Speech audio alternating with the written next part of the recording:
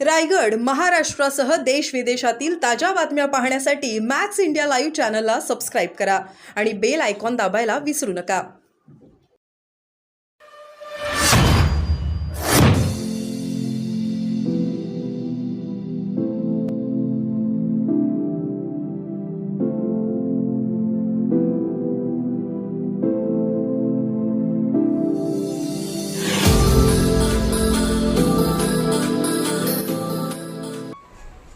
नरेश म्हस्के खासदार झालेत म्हटल्यावर त्यांची मॅच्युरिटी लेवल किंवा त्यांचा एकूण IQ बुद्ध्यांक पातळी थोडी वाढली असेल असं मला वाटत होतं.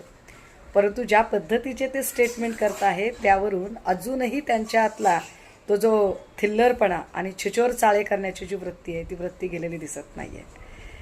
मंत्रिमंडळामध्ये शिंदे गटाला एखादं मंत्रिपद मिळण्याची आशंका आहे आणि ते मंत्रिपद आपल्या पदरात पडावं यासाठी आदळआपट करून वाटेल तो आक्रस्ताळेपणा किंचाळणे आरडाओरड करून काहीतरी न्यूसन्स व्हॅल्यू क्रिएट करून आपल्याकडे लक्ष वेधून घेण्याचा अत्यंत बालिश प्रयत्न नरेश म्हस्केंकडून चालू आहे.